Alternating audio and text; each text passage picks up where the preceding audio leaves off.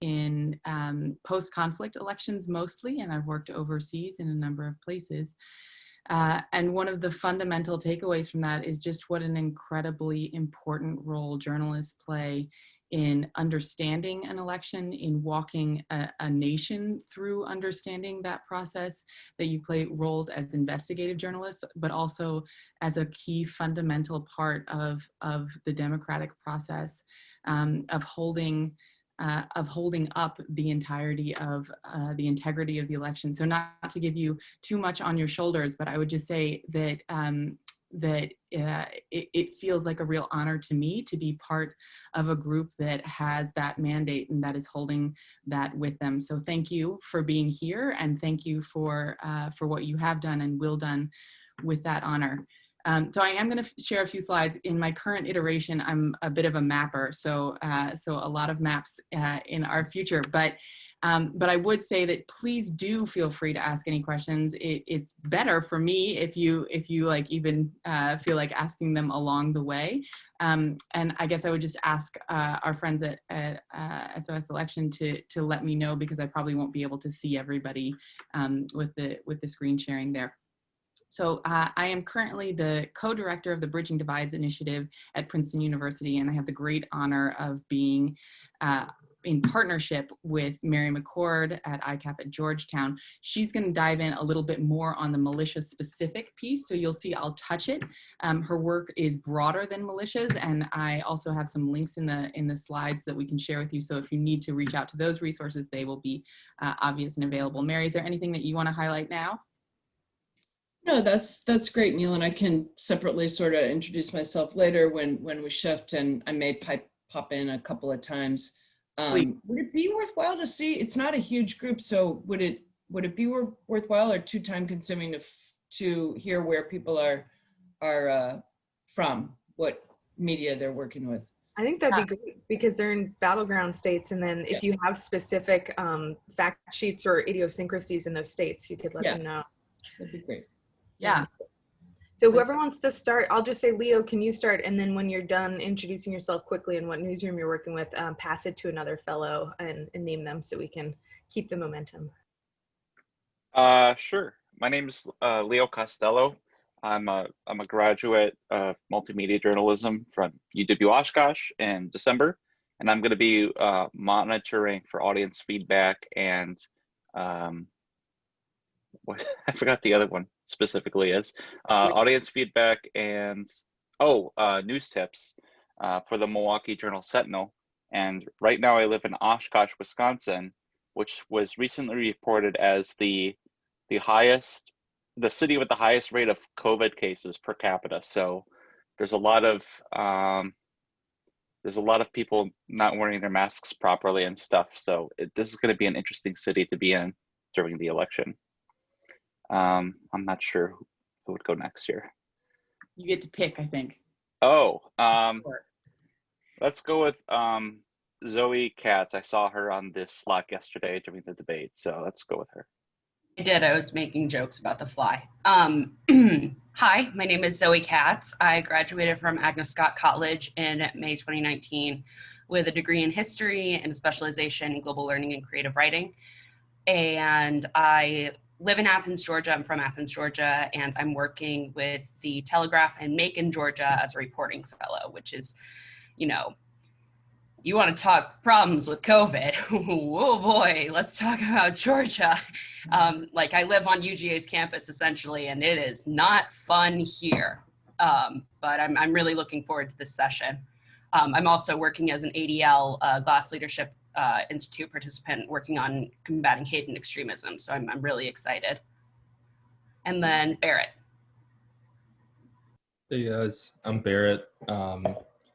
I'm from Harrisonburg, Virginia, so kind of central Virginia area. I'm going to be working at WBIR in Knoxville, Tennessee, doing monitoring, audience feedback monitoring and news tips. Because of my location in Virginia, I've had a fair amount of experience with kind of militia far-right groups. I mean, it's a 30-minute drive from my house to where Unite the Right happened. I was there for the anniversary with some friends not that long ago. there's a local militia group in my county. There's a 3%er group about 15 minutes away. I was in Richmond to cover the VCDL lobby day. So yeah, I've seen my fair share of weird fascists around. Thanks. Oh, and I'm supposed to say someone. Let's see. I'm just gonna pick a random name. Rebecca. Hi, I'm Becca. I'm a recent graduate from Reed College in Portland, Oregon. I have a BA in political science. I work at a domestic violence crisis center as well as doing this. And I've been involved in the Black Lives Matter protests here and had a lot of experience with the Proud Boys. Yeah, and right now I actually have access to one of the Proud Boy chats in Portland, which has been really interesting to observe. So that's my experience with like militia groups. I guess I would label them militia. But, and I'll give it to Crystal next. Oh, in which newsroom are you with, Rebecca? Oh, I'm with KGW TV in Portland. Sorry about that. Cool, thank you. Hi, so my name is Crystal. I'm working with the Charlotte Post. I'm located in Virginia. I kind of go between the Richmond area and the Hampton Roads area. I work in Richmond. So just like lately, I've had a lot of experience with a lot of the protests and things that are going on there. I work on Virginia Commonwealth University's campus, so it's been really active. So that's pretty much my experience with that, especially just being in the heart of the Confederacy. So. They lost, by the way, so it's not the heart of the Confederacy anymore. Yeah, you're right. And let's go to Helen next. Hi, I'm Helen. I'm currently paired with both the Herald Sun News Observer located in North Carolina, as both an online monitoring fellow when it comes to like audience feedback and news tips, but also research.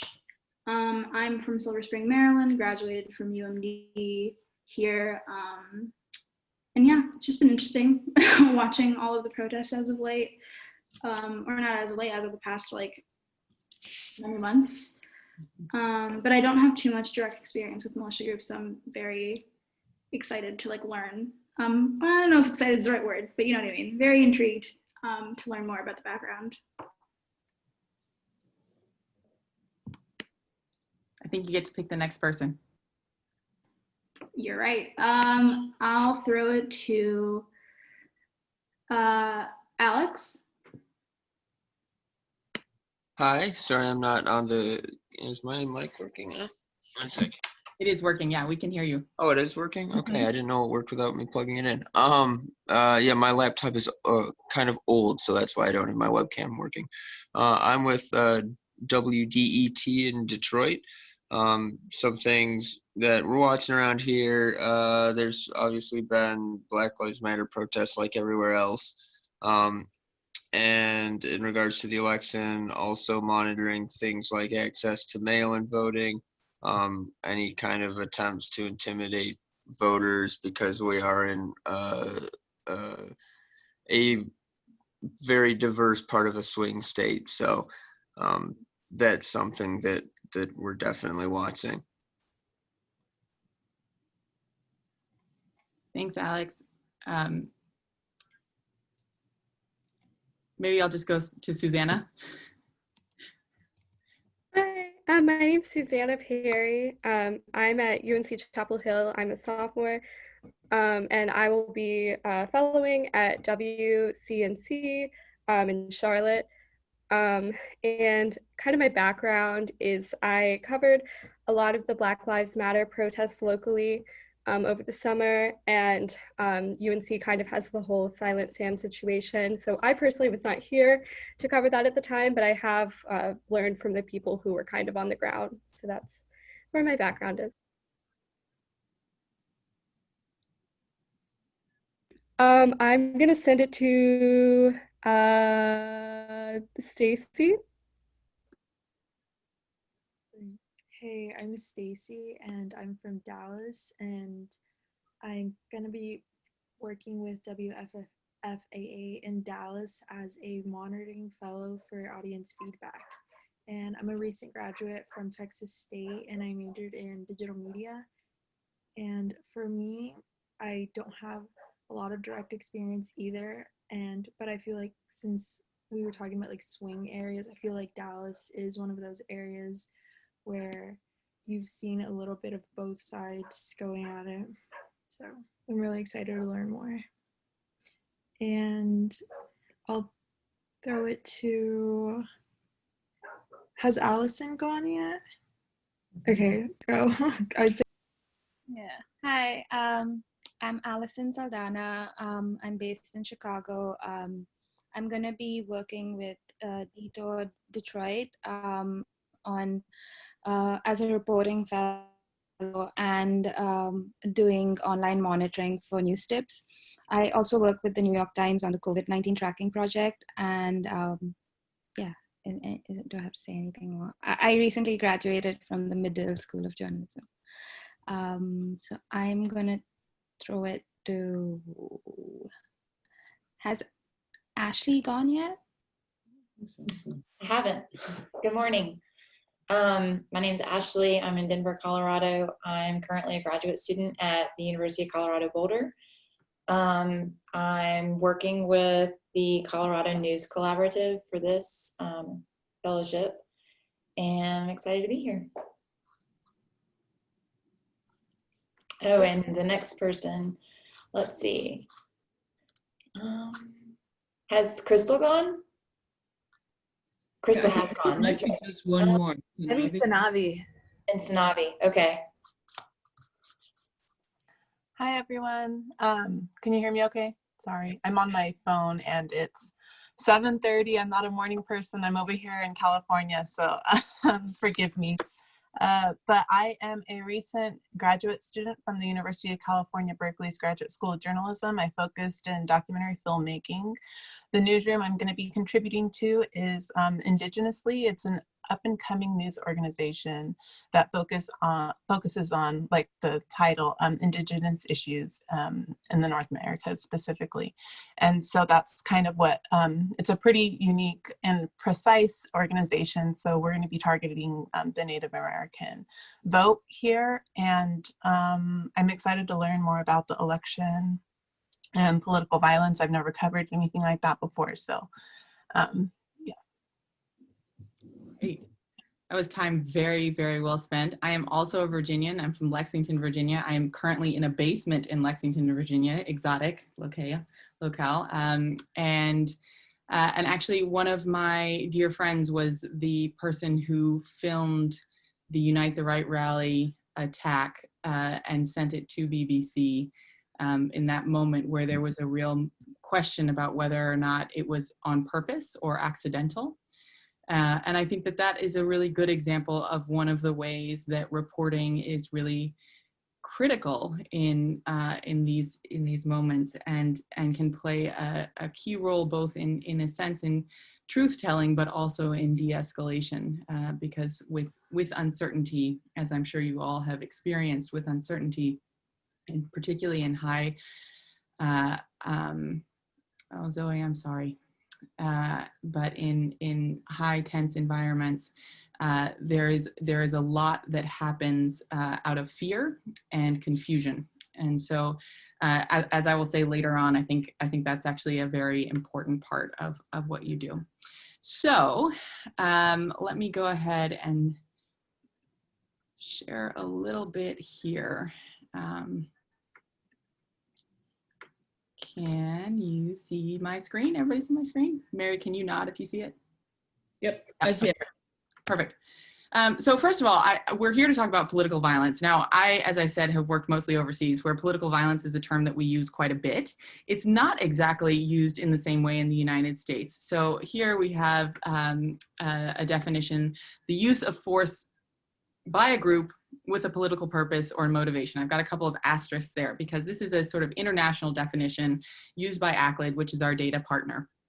In the United States, we have a lot of lone wolf actors, so group and with a political purpose or motivation or in fact affecting a political outcome is the one addition that I would have there. And electoral violence or election violence is kind of a subset of this broader category of political violence, because of course you might have an influence of the election, for example. And that's the one that we're going to focus on today. So a little bit about the US context. So first of all, it's not new. Long-standing political violence in the United States, and of course one that we've raised before, is the Civil War. So in another context, not only a Civil War, but a lot of actions around that we would have called political violence. And then following that, lynching, violent voter suppression for over a century. And in the two last election cycles, I would highlight that we've had assassination attempts on candidates and elected leaders. We've had increases in hate crimes, which I think of as a proxy for political violence in the United States. We don't historically collect data here on that term or that category of things, but we do collect data on things that are related. So I would say this is not a new phenomenon, and I think that's something to keep in mind. There's been a sort of recent awakening of the fact that there is violence and that there may be violence around this election, and I think that's also something important to keep in mind, but it isn't something that has just started right now. So how do you find out more about what is happening? So I'm going to do a kind of quick run through, which if you want to get a little bit more on it, is easily findable here. And I think that we will probably share these slides after this, so you don't have to worry about taking down any of the information. But this is how to find out information on the Bridging Divides ecosystem map, and that is online, publicly available, where you can search for two categories of things. One is peaceful demonstrations and political violence in the United States, and that information is based on US Crisis Monitor data. That's a partnership between us and ACLID. So if you hear me referring to the US Crisis Monitor or ACLID or our partnership with the Bridging Divides Initiative, that's what I'm referring to. And you can get more into the weeds on that data at the US Crisis Monitor. We have that data that's on this map here, where you can break it down and search, and you can kind of see here on the right-hand side, you can search between different categories of events. They have it broken down: battles, protests, riots, strategic developments, or different actors, or different locations. Now, I want to say two things about the actors. ACLID does not collect data on who is the aggressor. And the reason that they don't do that is because the information there can be very unreliable. And within the category of what you can find out, particularly in protest and from scenarios where there is a lot going on, it can be very hard to identify that. But they will collect data on actors and associated actors.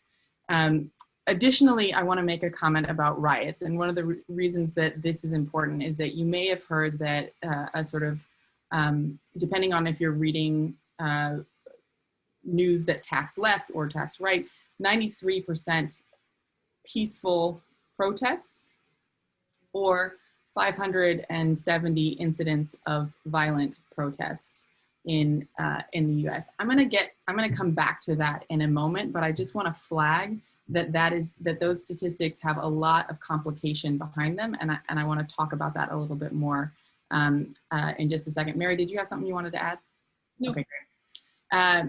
So that's information on the U.S. Crisis Monitor that you can see in the kind of like tan and purple colors here. I think the big takeaway here is just that there are a lot of protests that have happened over the previous months. This data does not start until the 24th of May. So you can see right here, you can pick the date range.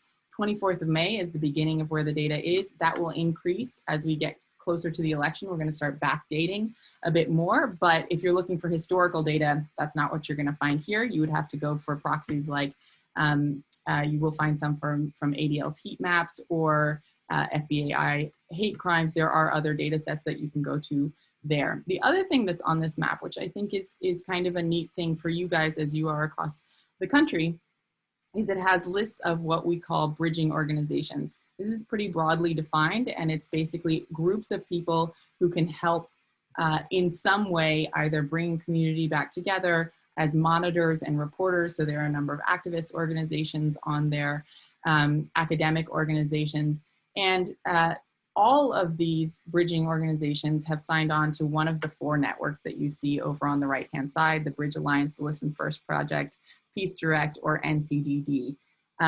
Once you find the ones that you want to, so let's say you wanted to sort of break it down by state, then you can download all that information. It'll have their name, the description of the organization, the website, and some contact information. So just looking at this in one state context, one of the things that this will allow you to do pretty quickly is say, okay, well, where, first of all, is there activity? And one of the reasons that we purposefully have gathered information on peaceful protests is because that shows that there's some political mobilization, but it's a way to identify areas where potentially that is going well, or where there could be increased activity, but before it has turned into before it is escalated into anything like violence. So I think one of the things that's helpful is to look at the different categories of what's going on, but also you can start to see here are areas where there is more activity, and maybe here are areas where there are a number of organizations that you might reach out to. These are organizations that could help you either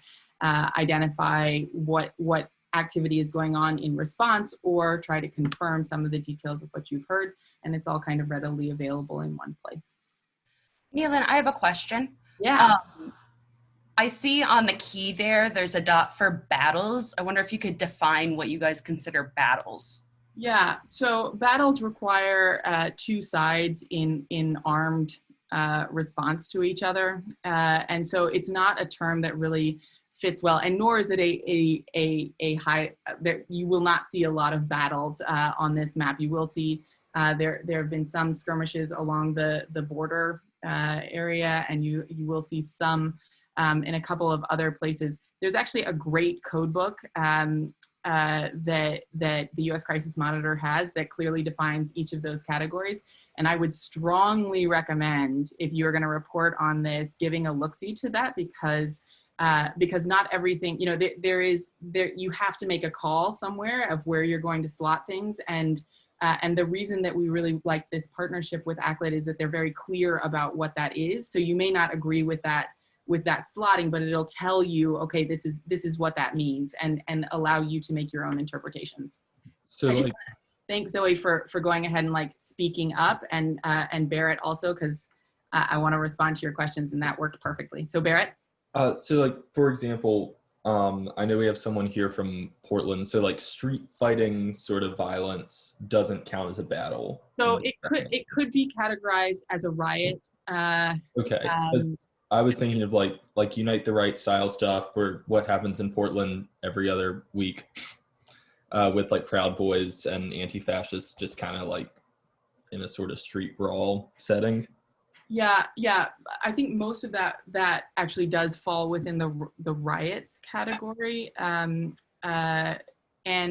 one of the things that I wanted to highlight maybe a bit later, but I think right now is fine, is just that the riots category, talking about violence in and around protests, there's something that sort of has captured the imagination with this idea that if it is a violent protest, then it is probably a left protest, and it is protesters who are being violent. And what we are seeing in the data is that there is really a real range.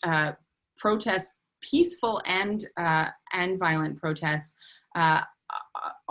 do go across the spectrum. You have, for example, in the COVID area, you have people who are protesting for things to open and protesting to make sure things stay closed. You have most certainly had a lot of activity around justice and Black Lives Matter for sure.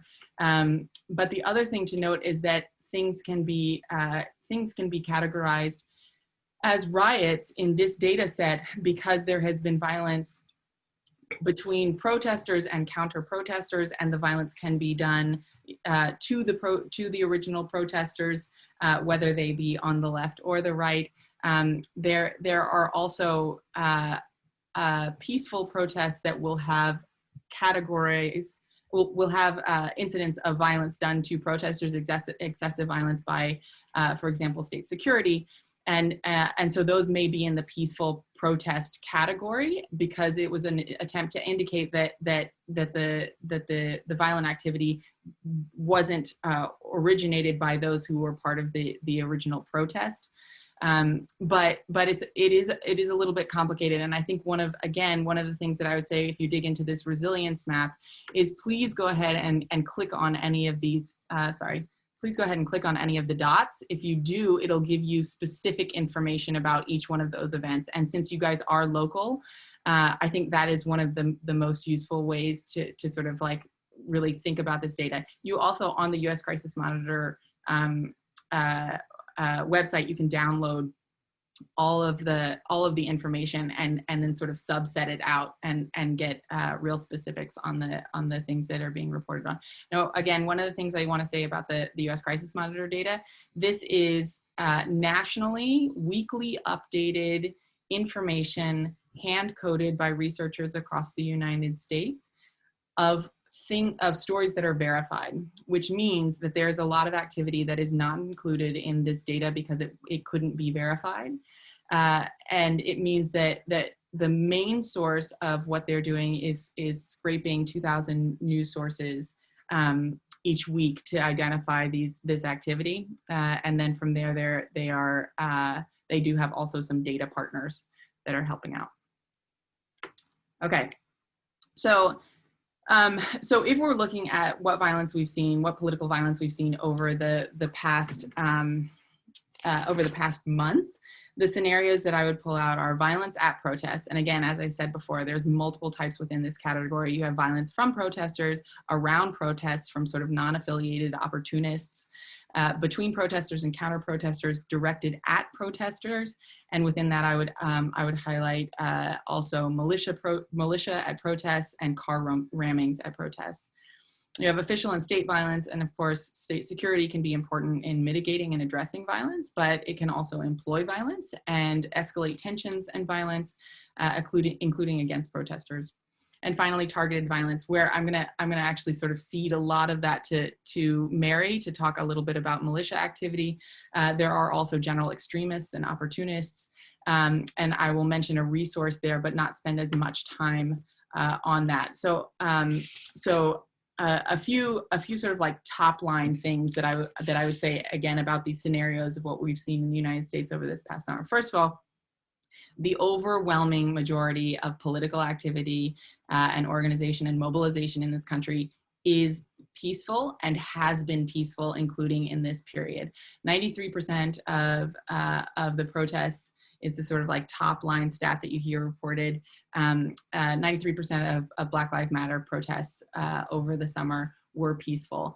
That means of the over 10,000 incidents, the vast majority of every one of those had no violence by protesters, against protesters, between protesters and counter-protesters, et cetera, et cetera. And I think that's an important thing for us to note. And as reporters, reporting what is called the denominator, making sure that you are talking about what's happening within the broader context, is value add and important to a country that's trying to figure out how scared are we? How scared should we be? The other thing is that if you'll just sort of look here. So first of all, this is from the Washington Post. You see that they did it sort of by day, and so it's got like a couple spikes every couple of days. These are weekends. You'll also note that there is a lot of activity at the beginning of June, and then a pretty significant dip here. So if we are just sort of thinking in our mind's eye, I would say that most people think that there's just been this line, this sort of like continued protests from June to now. We have been living in the same scenario, and the data doesn't really show that out. We had one big spike also in early September, which I would say was a combination of some things related to COVID and opening of schools, but also mainly U.S. protests, U.S. Postal Service protests. The second thing to point out is that again, in June, there was a little bit more activity that included violence, but for the most part, that has actually been, as a percentage of overall activity, the violent activity has remained unchanged. And what that means is as we are talking about the number of violent coded incidents, that is not increasing. In other words, by that measure, we are not getting more violent as we continue through this particular period. Now, having said that, as we'll get to in a little bit, we are walking into what I think is a more vulnerable time. But at least looking over the summer, that's an important indicator. The story on car rammings, and I would just put this in sort of, again, the broader category of there is violence around some of these protests, as I mentioned, and it is a complicated story there. One of this is just an example of digging into some of that data. There have been 78 car rammings across the United States over this period of time from May 24th until now that have been captured by ACLED. As you see, they generally are in the sort of the places that have the highest populations, are the places where you might see a higher number of car rammings, but that's true in California and New York, but then you can also see a number of places where they might have a slightly disproportionate number there. The other thing that I would just note is that while some of them are in areas that are categorized as riots, some of them are happening in protests that are categorized as riots, a number of them are happening at protests that are categorized as peaceful. I want to flag a resource from my partner here, Mary McCord, her team, the resource on protests and public safety, a guide for cities and citizens.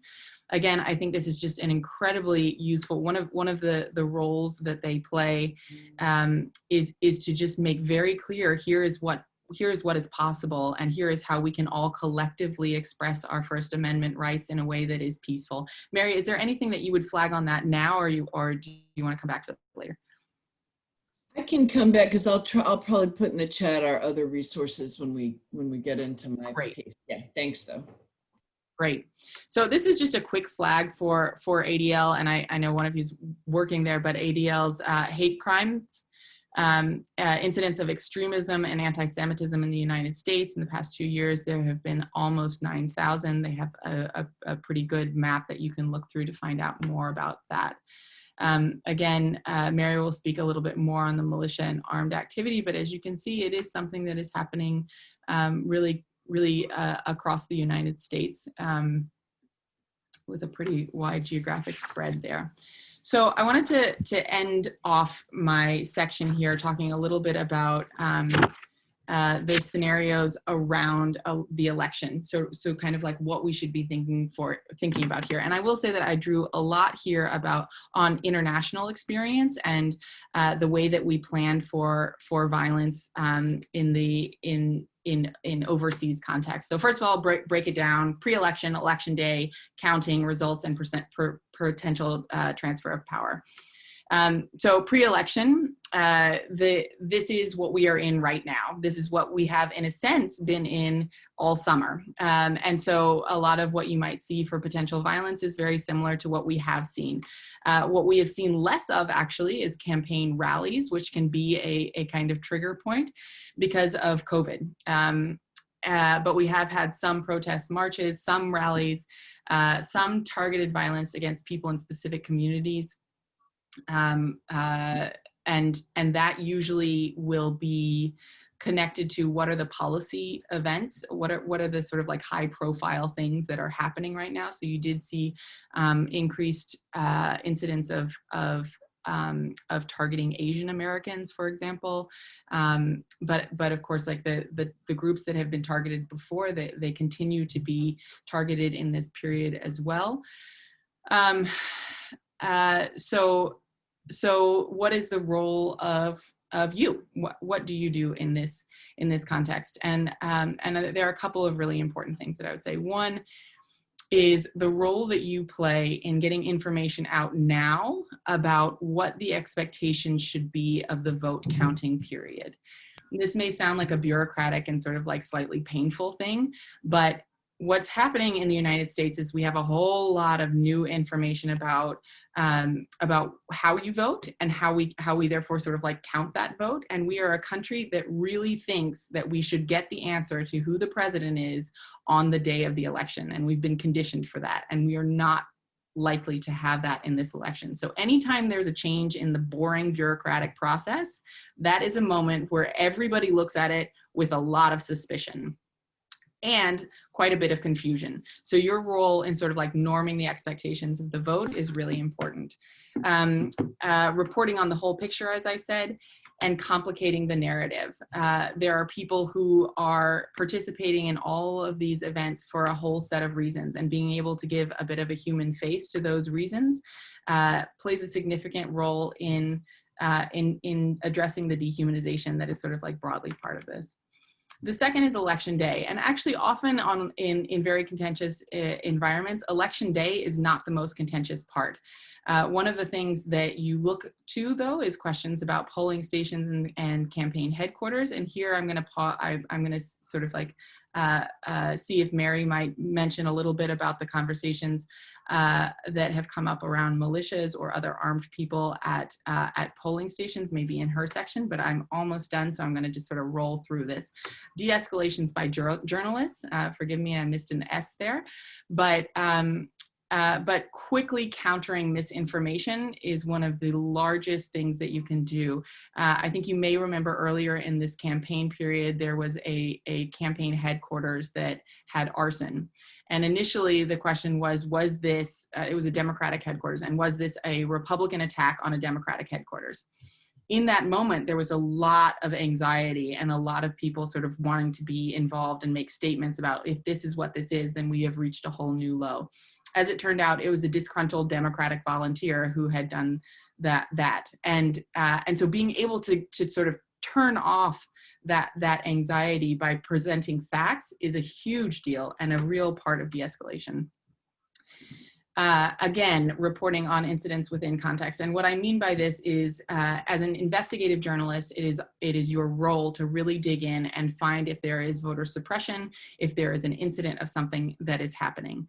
But seeing voter fraud in one place does not mean that the integrity of the election has been challenged. In other words, you may have voter fraud or voter suppression and intimidation, and that needs to be monitored and reported on, but it does not equate to the election itself not presenting the country with the person who the majority of the people or the Electoral College are voting for, if that distinction makes sense. And I say this because it is possible that through this election, in a sense, the real loser is the electoral process itself. If all that is reported is where you have incidents of something going wrong, rather than the incredible effort of poll workers around the country and other people who are trying very, very hard to represent the will of the people. And finally, counting and results and transfer of power. And I will say this is the period of time that I am most anxious about, both here and generally in other contexts. It's a period of real uncertainty. Some of the moments are the challenges around the counting process. I think we are likely to see those. And a challenge in and of itself does not mean that the process is failing. It's part of the process, but it's going to be more contentious here. And finally, when the final results are announced, there are a lot of people who have a lot riding on this election. I think that the counting period is likely to be a bit brutal. And so when we get to the announcement of the results, I think that there will be people in all quarters who have had the discussion about whether or not the election is legitimate. So that's, again, where reporting on people doing things well can be as important as reporting on where things are not going well. So in the de-escalation of journalists, again, reporting on the process so people know what it is and feel and are encouraged to have patience and believe in the integrity of the election, the effort of the count, and finally, reporting on any leaders who are sharing messages of unity. So with that, I will stop and hand over to Mary, unless there are kind of quick questions here, and then we can, yeah. Yeah, I have Yeah, so going back to the resilience map, you said that they do updates, verified updates Yes. every so often. I can't recall what that kind of time period. Weekly on Tuesdays, it will be updated accurate to the Saturday before. Okay, and that's not, and it doesn't give any sort of live kind of verification during like the results or anything like that. It just always happens on Tuesday, right? It always has to. Yes, so as of right now, it is planning on being updated every Tuesday to the Saturday because they do have to verify the data and they don't want to put anything on there that isn't verified, and so there is just like a little bit of a lag. I know that I know there's definitely a need there, but that's what the plan is right now.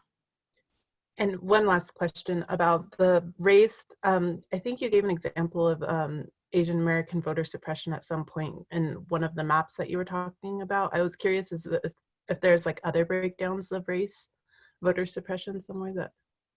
I mentioned that there had been targeting of Asian Americans earlier. It wasn't voter suppression particularly. It was just targeting, and that is just a data set with a sort of data partner that we have. I'm happy to follow up a little bit more on that, but that just happened to be a group that is making the mammoth effort to try to target that specifically. And I know that you are looking at Native American populations and where they have been targeted. I will see if I can identify a data partner there, but I don't have one off the top of my mind. Okay, thank you. Thank you, Sonny.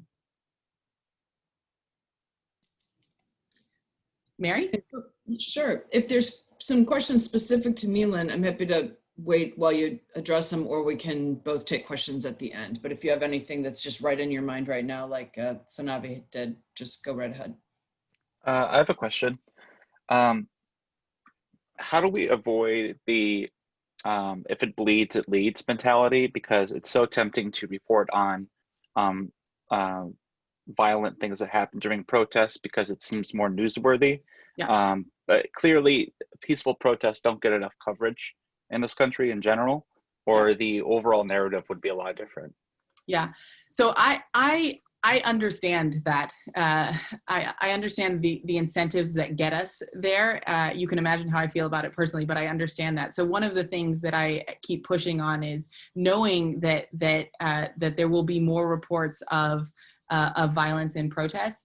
Always making sure you are reporting that denominator. Always making sure that you are saying, like there was this incident of violence with in the context of 2 days of peaceful marches and this positive movement forward, and in the context of 93% peaceful marches for Black Lives Matter across the country. So as much as you can make sure you are putting that into the context every time that you are also reporting on a violent incident, I think that makes a difference.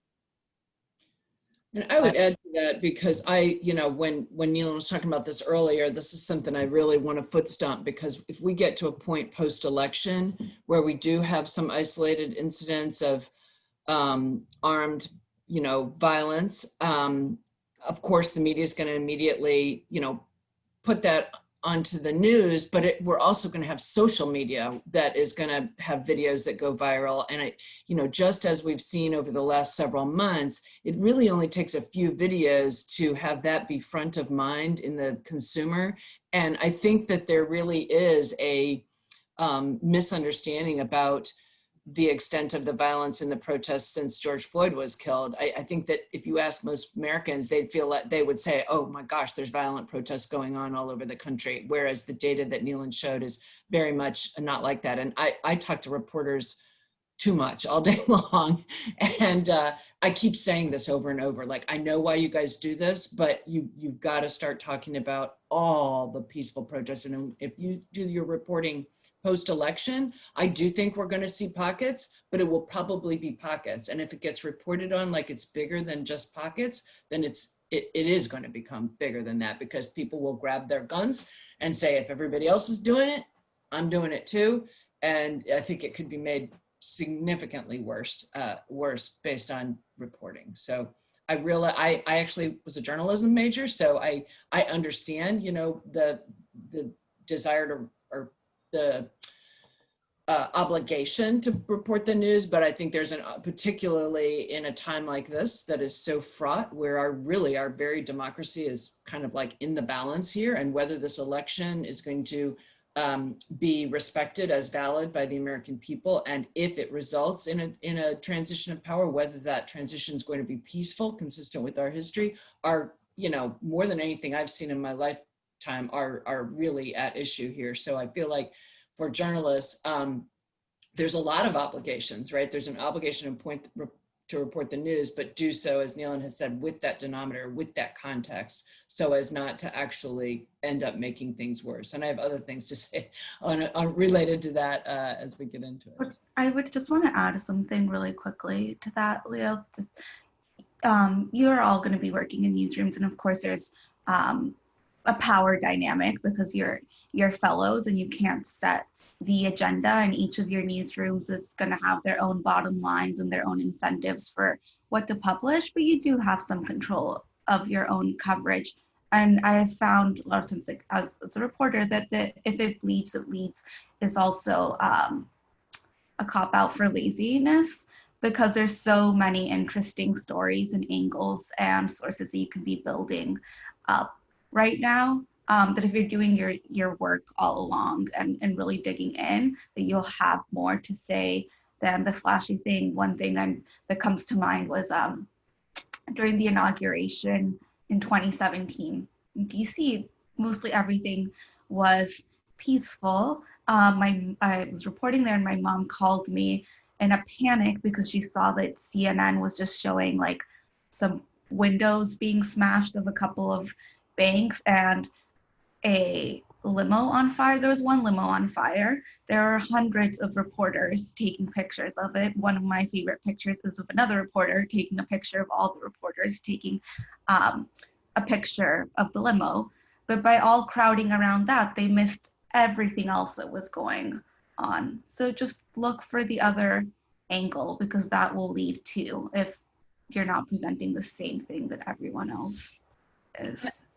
And along those lines, like, so the data set that I sent, that I said was also on the resilience map of organizations that are trying right now to respond and to sort of build resilience at the local community, to plan ahead. Those are places where if you reach out, and just to be very clear, that there are so many more than are on that map right now. That's a sort of like just basic sort of first gathering, but reaching out to figure out how to, reaching out now and making contacts with people who are part of this process, who are trying to make it work.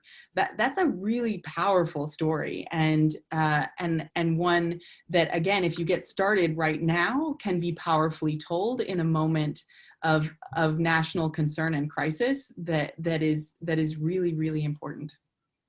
Susanna, I think you had your hand up. Yeah, I was just wondering, I noticed on the WAPO graphs that they had like violence related to the protest and violence that was unrelated to the protest. And I remember like covering protests over the summer, when there was like a violent incident, there was a lot of like online discourse about who started it, like if it was police, or if it was protesters, or if it was outside instigators. So I'm wondering like how you can responsibly report on something like that. Like do you recommend any kind of like placing blame? And if you were to place blame, like how can you do that in a responsible manner, especially like from an online standpoint if we're not going to be on the scene? Yeah, so the ACLA data is actually live data, and they will update as they find out more information. So it may not be clear the first time that something is reported whether or not it was related to the protest or not related to the protest. So, but for example, there are people who held up a store as a protest was going on, and sort of like in proximity to protest, but were not. As it sort of like went through identifying what their motive was, it didn't appear that they had any sort of political affiliation either with the protest or as a motivation. But as I said before, there is a real effort on ACLED's part to report what they do feel like is clear and responsible, and who started it is not something that is clear from a lot of conversations with people who are on the ground. And so that's not something they code for. And that for ACLED, for good reasons, is a sort of like that's the responsible way to address that. And I think just as a reporter, they are trying to pull from stories with journalists with integrity who have basically said as much in their reporting, where they say, like that this happened, this was the outcome of what happened, and some people reported this and other people reported this other sort of like narrative of how it is happening. And then as that information becomes more clear, ACLED will actually update previous week's data so that it's more accurate. I think it's a little harder maybe for you because once the story is reported, maybe you don't come back to it, or maybe more people are reading that first story. So I do think that so just to give a very small example, I'm from this tiny town in Virginia, where Sarah Sanders was asked to leave a restaurant, the former press secretary for the White House, and initially there were reports that protesters had actually like chased them down the street and kind of run them out of town, which was not accurate. But what people did is what I would say responsible reporters did is say that there were some stories of this happening and they had not been verified, and other people who were involved said they had not happened, and that I think is what you can do. If I may add one more thing, I feel like one of the biggest challenges reporters have when reporting on violent instances in protests is it's almost impossible to tell the motivation behind the violence, because it could be somebody acting out in response along with the other protesters, or it could be somebody taking advantage of the fact that there's a lot of commotion and it's a good opportunity to do something illegal, and they have the source of the protest has nothing to do with it. So I think that is an important factor, but it's something that's almost impossible to report on. Yeah, I agree. I also think that Mary is one of the best people I've ever listened to speak. So I want to just sort of pause the questions here. You may have questions for me later, but once you hear her speak, you may want a lot of extra time with her. So I'm going to pass over to Mary McCord now. That's a really gracious introduction, Neelan. Thank you. So just a little bit about me so that you know where this is coming from. I was a journalism major. I worked in that field for a little bit of time and then went to law school. And for the better part of my career was at the Department of Justice. So I was 20 years at the U.S. Attorney's Office in the District of Columbia, finished up there as the criminal division chief, and then went over to Maine Justice and was first Principal Deputy Assistant Attorney General, and later the Acting Assistant Attorney General for National Security at Maine Justice, and left in May of 2017. So I actually did stay through transition because I was career, I was not a political appointee, and left in May and helped start ICAP, which stands for the Institute for Constitutional Advocacy and Protection at Georgetown Law that summer. And because of my work in counterterrorism, one of the things I was very interested in is domestic terrorism and the lack of resources that had been put toward it. So really right after we launched ICAP, about a week later is when the Unite the Right rally happened. And when I saw James Fields run his car into a crowd of counter-protesters, I had just left 3 years at the highest levels of the government in counterterrorism. And that's what the kind of terrorist attacks we had been seeing all over Western Europe, Southeast Asia, and elsewhere done on behalf of ISIS, which at that time, 2014, 2015, 2016, had been at its height. And that was one of the methods of engaging in terrorist attacks. So that it's something that I was very interested in, but more so than that, that whole day, I think all of us watching, and some of you were there, and I actually had, my son was in school there, my daughter's in school there now, were horrified at what we saw, because we saw open air street battles between very militaristic looking white nationalist groups, not militaristic by carrying AR-15s and things like that, but like they built their shield walls and their pole arms. And I could show you graphics as part of their planning documents where those were very much part of their plans, right? To create these offensive weapons, provoke what they called Antifa, provoke Antifa to, you know, throw that first water bottle, then respond with massive violence and invoke self-defense. That was their strategy. But in addition to those groups, the really the white supremacist groups that were engaging in those open street battles, we also had the heavily armed unlawful militias that looked really like the National Guard and confused actually a lot of people. They were deployed in full combat gear with flak jackets and helmets and boots and AR-15 assault rifles and extra magazines, and by their own accounting, 60 to 80 pounds of military gear. They came out early in the morning before the rally even started. They stationed themselves at intervals on the south edge of the park where the rally was supposed to take place. And they said they were there not out of any ideology, but they were there to protect the First Amendment rights of the white nationalist protesters that day. They, of course, had no authority whatsoever to do that, and they interposed themselves between protesters and counter-protesters throughout the day, really usurping actual law enforcement authority and arrogating to themselves when and under what circumstances they would deploy lethal force with the force that they had with these this massive firepower. So in my organization, I thought, you know, we were hearing commenters say, well, you know, there's not that much that law enforcement can do because people have a First Amendment right to be out there saying even hateful things, and they have a Second Amendment right to carry guns, particularly in Virginia, where it's an open carry state. So what can you do? Well, I thought that's First Amendment doesn't protect violence. The First Amendment doesn't protect incitement to imminent violence like we saw. The Second Amendment does not protect organized military units, private, unauthorized military units.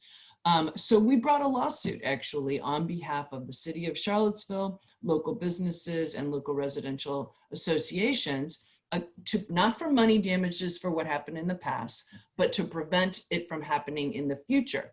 And again, not to stifle speech. These groups are welcome to come back. Well, not welcome, but entitled, have a right to come back and return and engage in even hateful speech, but they don't have a right to engage in acts of violence or be private, unlawful military units. And so we used state anti-militia and anti-paramilitary activity laws as the basis for our lawsuit, and we were successful in that lawsuit. And we're now actually partnered up with the district attorney in Albuquerque, New Mexico, with a lawsuit there against the New Mexico Civil Guard, another unlawful private militia that purported to be protecting a statue of a Spanish conquistador this summer during a racial justice protest at which somebody was shot. And so we're doing a similar lawsuit there. But that Charlottesville case is what first got my organization involved in this, what has become sort of a strange expertise, niche expertise in anti-militia work. And it's become, for the you know, up until this year, it had usually happened that we would get a call from some city mayor or police chief when there was a white nationalist rally planned in their town, and we'd get a panicked call like, the KKK are coming, that means counter protesters are coming, we don't want to be another Charlottesville, what can we do? And that's what caused us to do that constitutional protest guide that you see. It's just chock full of like, what can government do to protect public safety while not infringing on First Amendment rights and Second Amendment rights? And there's a lot they can do. There are things called time, place, and manner restrictions where when you're not doing this based on viewpoint, you can have certain public safety precautions. Fast forward, of course, till this spring, and we have, or really winter, I guess, we have the pandemic hit, and then we have George Floyd's murder, and we have a whole new set of protest activity. So, and we've seen an increasing public presence by unlawful militias throughout this year. Really, I've talked to people in almost every state, and they exist in almost every state, and they're unlawful in almost every state. So I want to talk about two different ways we've seen that, and then I want to give you what the basic law is. So we've seen sort of this offensive opposition to the government out of the private militias. And so think about here what you saw in April when armed militia members stormed the State House in Lansing, Michigan, in opposition to Governor Gretchen Whitmer's stay-at-home orders that were as a result of the pandemic. We saw similar, sort of storming the State House in opposition to public health safety measures in Ohio. We've seen it in Idaho. We've seen it in elsewhere. And these are instances of these armed groups engaging in what they would say is their rights to oppose the tyranny of the government, right? Their rights to oppose what they see is an infringement on their own rights, but they don't have any authority to exist as a military unit and try to force that on the government. The second way that we've seen them deploying over this last 6 or 7 months has been in response to racial justice protests, oftentimes in response to false rumors about violent anarchists coming to town, when really what's happening in many cases is like a local high school is going to have a Black Lives Matter march across a bridge, and you'll see a flood of social media activity by the militia groups, and then sure enough, they show up downtown, heavily armed AR-15s, standing at street corners and say, we're here to protect property and get against rioting and looting. Again, they have no authority to do that whatsoever. They're operating completely under just their own leadership without any governmental accountability and usurping, again, that role of legitimate law enforcement, or what a legitimate state militia would do when it comes to protecting property or protecting safety. That's not their job. And we've even seen them doing things like stopping cars. In Sandpoint, Idaho, they were stopping cars, asking people, well, what are you doing here? What are you coming here for? And of course, they don't have authority to do that. Recently, militia members in Oregon, where the wildfires were burning, were setting up roadblocks and stopping people. What are you doing coming up here? They have zero authority to do that. And it happened in Kenosha as well, Leo, for you, since you're not that far away from there. After the shootings, for the next week, we had reports from there of them setting up roadblocks near white neighborhoods and stopping cars before they drove through. And these were not private gated communities. These were public streets, completely outside of authority. So the concern we have going into the election is that many of these groups have also been incredibly responsive to dog whistles from the president. So for example, in the fall of 2019, the president was complaining about a migrant caravan invading the southwest border and how he was sending US troops to supplement the Customs and Border Patrol in order to protect against this migrant caravan. In response to that, the Minuteman Project, the United Constitutional Patriots, the Guardian Patriots put out a call to action for, again, unlawful private militias to deploy to the border to help also protect against the migrant caravan. And in fact, the United Constitutional Patriots, they actually set up a camp in New Mexico, right at the border with Mexico and right close to actually Texas too, right where El Paso is, in a very, very barren area, very unpopulated area with a big mountain in the middle of it. And I know this because I traveled down there to see it. And they were capturing migrants who came across the border through a gap in the fencing and detaining them with AR-15s in full-on military gear until the Customs and Border Patrol could get there, completely without any authority. Now, ultimately, the FBI did arrest their spokesperson, charged him with falsely assuming the functions of a public official, and he was convicted and is awaiting sentencing. But they operated there for quite some time before there was any action taken. Fast forward to last fall, just about a year ago, when the impeachment proceedings were, investigation was going on, the president retweeted some tweets about if he were to be impeached and removed from office, that this might cause a civil war. In retweeting these tweets, that immediately, again, was a dog whistle to groups like the Oath Keepers, who responded saying, you just call us when you need us. We are in the middle of a hot civil war. We will be ready to respond. And our weapon of choice is the AR-15. So given the way that we see, and I should also talk about in recent times. You know, we've seen the president and the attorney general of the department where I spent almost 25 years of my career, you know, putting all the blame for the violence on Antifa, which they've actually called domestic terrorists. So in response to that, you've seen the Proud Boys and others saying, we're the only defense against domestic terrorists. We're the only one who's doing anything about this. And you also had the spring in response to some of the stay-at-home orders. You had the president's tweets about liberate Michigan, liberate Minnesota, liberate Virginia. Again, a direct sort of dog whistle to the militias that were out protesting, you know, with arms against stay-at-home orders. So our concern going into this election is that with all of the disinformation coming from the White House about election fraud, particularly, you know, suggesting that mail-in ballots are highly susceptible to fraud, where there's no empirical data to support that. And in fact, even the director of FBI last week testified there was no data to support mail-in ballot fraud. But despite that, that disinformation continues to spread. There's also been disinformation already suggesting that any delay in tabulating the votes will almost inevitably be because of fraud and because the election is rigged. The concerns that we have, having sort of watched the way these groups respond to dog whistles over the past 3 years, is that those really are invitations for them to take action themselves. Last week in the presidential debate, I'm sure you all are very well aware of this. I'm sure you all watched it. Not only did the president tell the Proud Boys to stand by, but later in the debate, he called on supporters to go be poll watchers, and he refused to denounce the idea of civil unrest post-election if he, you know, if he thought that it was unfair. So you put all that together, and that's really almost an invitation, at least in the views of these militia groups.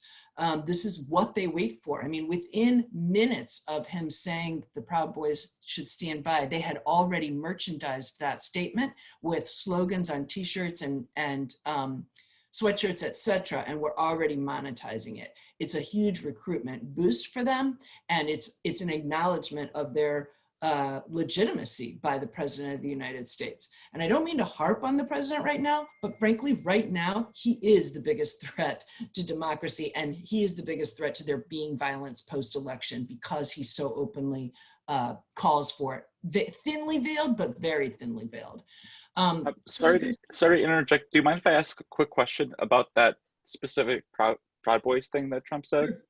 Because the day after that, he was interviewed and he said, of course I denounced them. I'm just curious what you think about that, because I kind of saw it as like the damage had already been done. They'd already taken it as a slogan. And even if he denounced it a day after, they would probably respond to, oh, he's just saying that because he needs to. We know what he really means. I'm just curious what you thought about that. Well, I think that you're right to be skeptical that that does any good, because again, they had already merchandised it. They had already used it for their own recruitment. But beyond that, the next day he also said, I don't even know who they are, which wasn't really very credible and would undermine any, you know, denunciation to begin with. So, you know, and there were actually Proud Boys outside the debate last night. I did see some social media traffic about that. When asked why they were there, they said, we are standing by. So, so, you know, right now, those, you know, coming from the top, that's what these organizations live for. So I want to make 3 legal points that I think are so important, and then I want to talk about, you know, reporting on this. And so the first is that there is no authority under federal or state law for groups of armed individuals to self-activate as a militia. These groups will often point to the word militia in the US Constitution and also in state constitutions and say, that's us. That's our right to exist. That's our right to take up arms in defense of our community or in defense of our president. But the history of the term militia and its use in America, including back in the colonies in the 1600s, was at that time, the colonies didn't want to have a standing army. So they wanted to be able to call upon all able-bodied men to be activated by the government in defense of the state. but it was never their intention that they could self-activate. And this persisted through independence and through the enactment or the adoption of the US Constitution as well as state constitutions. So the militia is actually defined in both federal and state law as all able-bodied, usually it says men, some have updated to say residents, but all able-bodied men between ages of usually like 17 and 45, 17 and 55, who are then available to be called forth by the government, again, in defense of the state, but have no authority under federal or state law to call themselves forth. So for example, under the US Constitution, it's Congress under Article 1 that has the constitutional authority to call forth the militia. And they have done this by enacting statutes, the militia acts, which is what has resulted in the National Guard units, right? Every state now has a militia, which is the National Guard. Those are the state militias, which are referred to in the Constitution and in the statutes that Congress passed as part of its duties to enact statutes as necessary and proper to effectuate its constitutional role. Those militias, of course, report to their governors, but the Congress has also given the president power under the Insurrection Act in certain cases of insurrection and rebellion to call forth those state militias in service of the US. And when he does that, they are under the control of the president and the military as commander-in-chief. The president's commander-in-chief and the military. So there's no authority in federal law for them to call themselves forth. The states, all of the states have similar regimes where the governor can call forth the militia. There's a standing National Guard, and then sometimes there's another defense force that is available for the state governor to use. And oftentimes the state statutes will also define something like the unorganized militia, which is again defined as this sort of body of able-bodied residents who are available to be called forth. But again, no authority to call themselves forth. And in Virginia, for example, I know a couple of you are from Virginia, but every other state I've looked at, if the governor was to see it necessary, if the National Guard wasn't enough and the Virginia Defense Force wasn't enough, he could call forth able-bodied people, but then they would be part of the Virginia Defense Force under the authority of the governor or his designee, the adjutant general. So there's nowhere, back to point one, there is no authority under federal or state law for groups of armed individuals to call themselves a militia and like deploy to engage in law enforcement or other typical militia responsibilities. Point two, Mary, will often. Mary, if I could ask a quick question. In the resource you shared about from ICAP about the constitutional subordination clauses, I noticed that Georgia and New York don't have constitutional subordination clauses, and I wonder if you could explain that really quickly because I didn't really understand it. So I'm going to come to that in point three. Got it. I will wait patiently. All right, so point two. So point one, no federal or state authority to self-deploy. Point two, militias will often say, well, look at the Second Amendment. In fact, sometimes they helpfully send it to me by email, like, have you seen the Second Amendment? They say, it protects my right to bear arms. I'm in an open carry state. We can have a militia.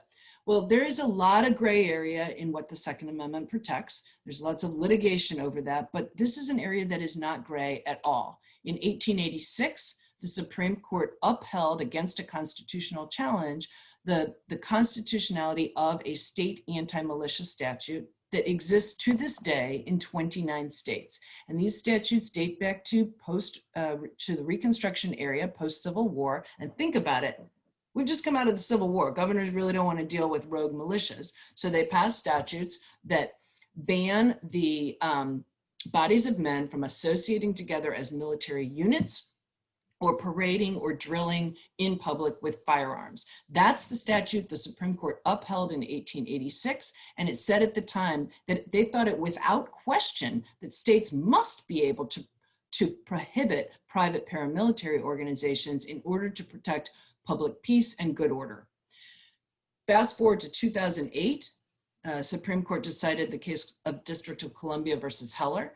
In that case, the Supreme Court determined for the first time that the Second Amendment protects an individual right to bear arms for self-defense, And it pointedly contrasted that against things that are not protected. And it reiterated and restated its holding from 1886 in that case, saying the Second Amendment does not prevent states from prohibiting paramilitary organizations. So that's point 2. Second Amendment doesn't protect it. Point 3, all 50 states prohibit private paramilitary organizations. They do that either through their constitutions or their state statutes and their statutory schemes. Now, to Zoe's point, I've already talked about how every state, it's only the governor that can call forth the militia into service of the state. And embodied in 48 state constitutions, and this started with Virginia as the first in 1776 and was repeated by everybody except New York and Georgia, they also built into the constitutions a provision that says, in all cases, the military shall be strictly subordinate to and governed by the civil power. And that was their way of saying, I mean, at this point, we're talking, we've just been fighting for our independence. Again, governors really, as they're forming new states, they do not want to worry about rogue militias. They want the ability to call forth and have a military to fight against foreign forces or Native Americans or even possibly the federal government, but they certainly don't want to deal within their borders with rogue militias. So these 48 states include this provision, in all cases must be strictly subordinate to the civil power. I can't answer why that doesn't exist in New York or Georgia, why they did not include that clause, but I can tell you that both New York and Georgia have other anti-militia statutes.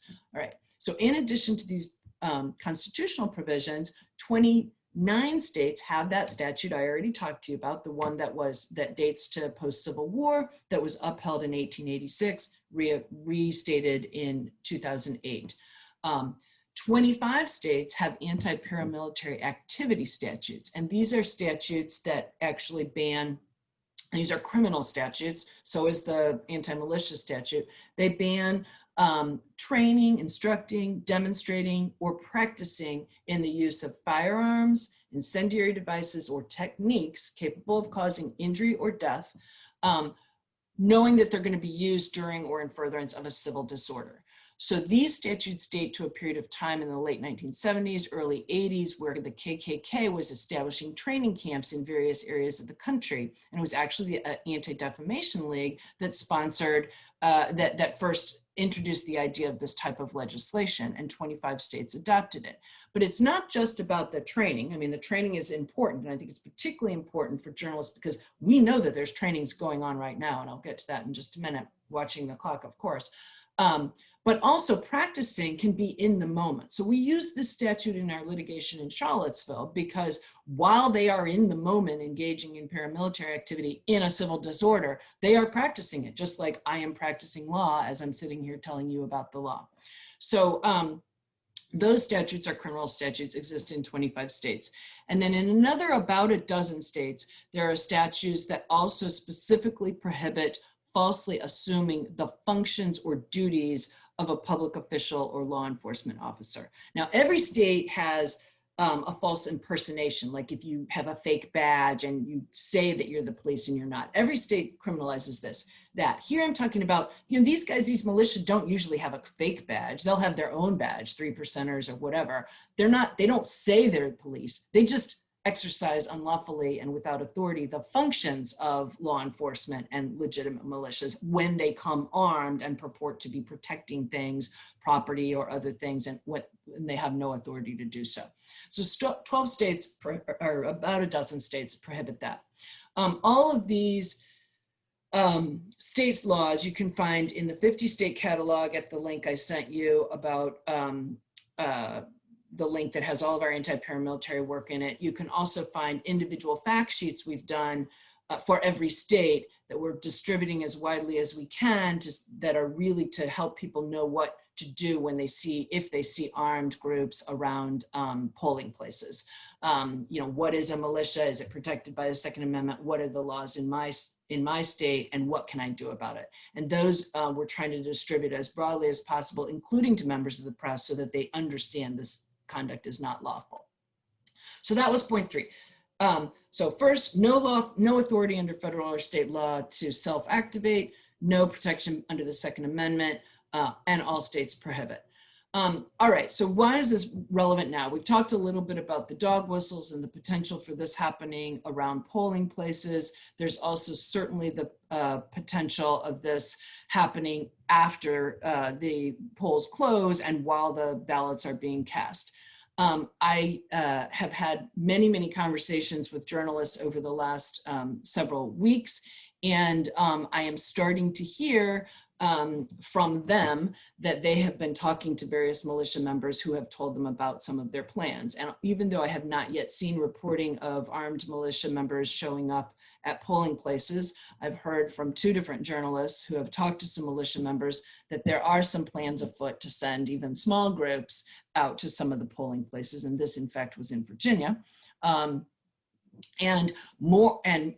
many more have talked to me about the militias escalating their training and their mustering in advance of what they think will be the need for their services post-election. And that we're seeing a lot more on social media about that. Some open calls for training in an event that the election is contested, and then in the event that the election is rigged. Not saying exactly what their plans are, but really, mustering and training. So part of what we've been trying to do is, just level set what the Constitution actually protects, because there's such misinformation and misunderstanding about the Second Amendment. You even hear police chiefs, such as the Kenosha police chief, the morning after 2 people were killed by someone purporting to be in a militia. The police chief even saying, well, they had a constitutional right to be there that way, which is just dead wrong. We've done a fair bit of letter writing. If you scroll on that page I linked to, you will see letters we've written, including to a number of places in Virginia where there's been county militia activity, including around Lynchburg, Bedford County, Campbell County, Rockingham County. One of you, I think, is from Harrisonburg. The Randy Hagee from the Harrisburg Citizen has done a bunch of reporting on this. I've talked to her several times. We've sent letters to Tyler, Texas, and other places in Texas where they've had armed militia activity, Louisville, Kenosha, Idaho, a number of places explaining why this is unlawful and offering to be of assistance if necessary.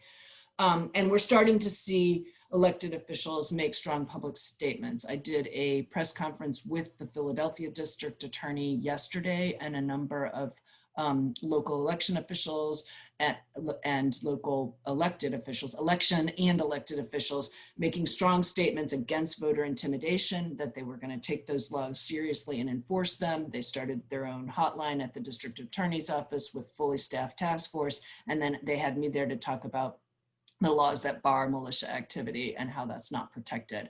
I met with a group of Commonwealth's attorneys yesterday to talk about the same thing. We've seen strong statements coming out of some of the state attorney general's offices, Massachusetts. We've seen statements out of Oregon, and we're talking with others. So it's going to take a lot of elected officials, I think, coming out and condemning this type of activity, ensuring voters that their rights will be protected, that they should be able to vote safely. And for those of you in journalism, I guess I have a couple of things, and I know we're running out of time. But I think one thing to think about with this is, in this country, the way that we choose our officials is by choosing whose ideas and whose policies the majority of Americans like the best. And that is a core constitutional function, right? Speak your views.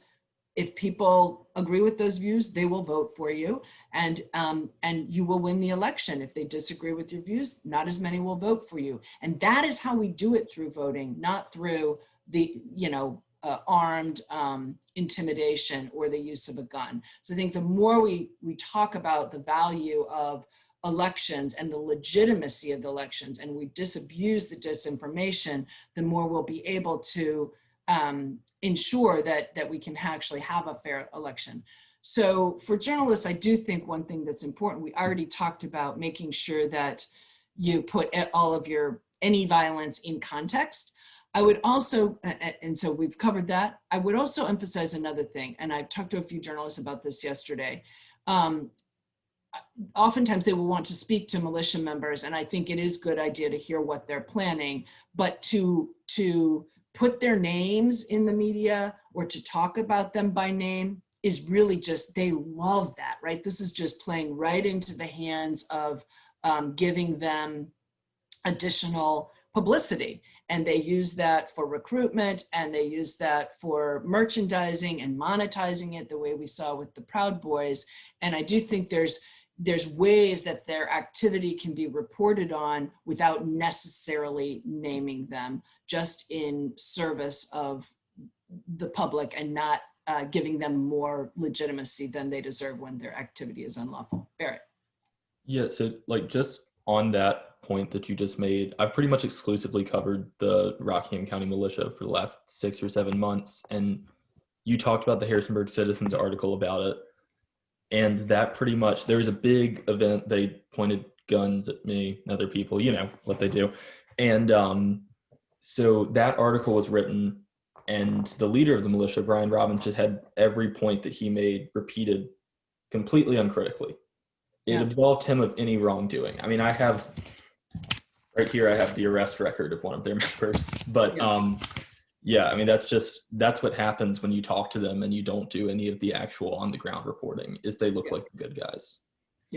Yeah, because they'll say, oh, we were just out there protecting, and you really do give them a platform. And so I get it with journalism, you know, your goal is to be even-handed and just portray the news, but recognize that by naming them, it really, you know, that's what they live for, because then they immediately turn that into social media and to monetizing it and recruiting it. And they present a true threat to our, you know, this election. And if there is a transition of power, they present a true threat to that peaceful transition. So I know we're pretty much at the end of time. I mean, I can take, and I have a call at noon, but I can take a quick question or two if there are. And so maybe Neil and Ken as well. Would it be possible to get your emails or anything if we want to ask questions later or ask for clarifications on some of the documents or resources? Yeah, I'm going to put mine in here.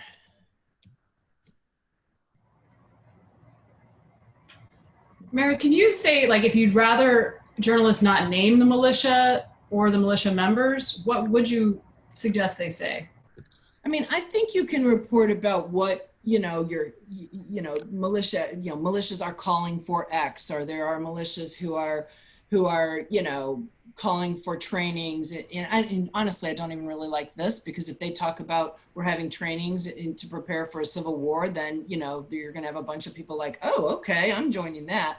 But I get it that there's going to be some reporting on it. I just think that to the extent that it can just be done without giving them more publicity by name, it will be helpful, because they do use that for their recruitment, and it seems to be, and you know, the Proud Boys stuff is the classic example. I mean, who better? And it happened right after Charlottesville too, right? With the good people on both sides. I mean, the militias immediately after that, and the white supremacist groups went crazy with, you know, yay, this is the best thing ever. We're now legitimized. I just have a quick question. I don't know if you're familiar with the Bundy standoff, but it happened in Nevada.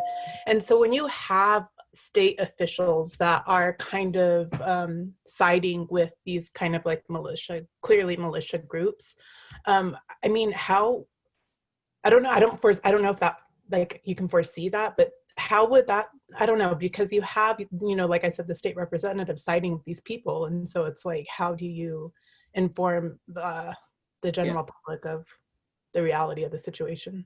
And that is a real problem, because certainly in some areas we've seen with some of the police that seem to be ideologically inclined toward some of the pretty far right ideologies of many of these militia groups.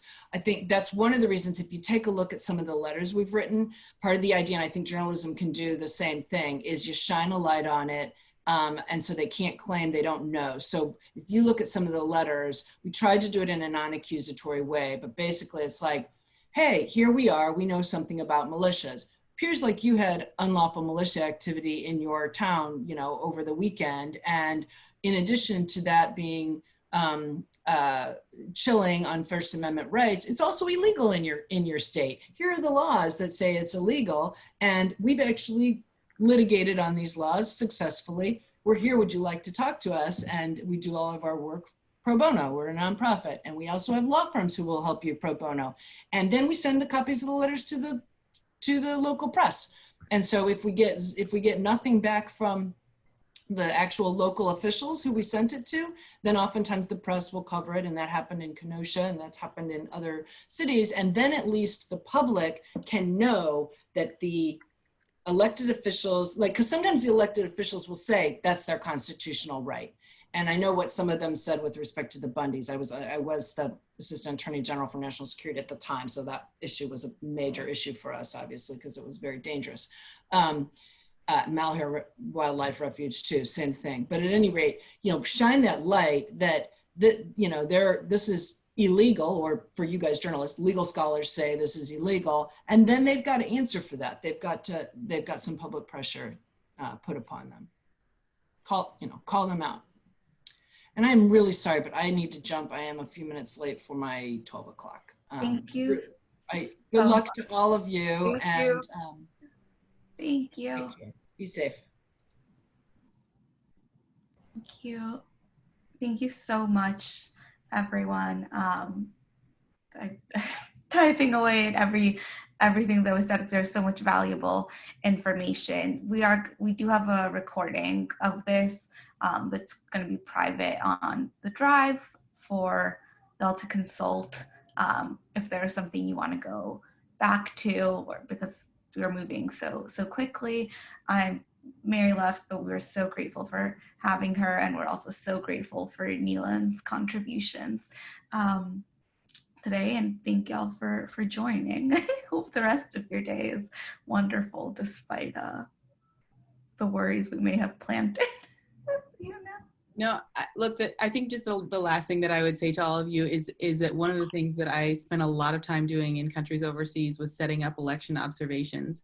And those are kind of like very involved, kind of, you pull people and put them all over the country and try to make sure that you get a real picture of what's going on there. And we don't have anything equivalent to that, to that infrastructure in this country. What we have is you. And so I said it at the beginning, but I truly mean this. You are playing a lot of roles, and our country is really dependent on you, not only to find out what is going on, but also to sort of uphold this election for all of us. So thank you. Thank you, everyone. Take care.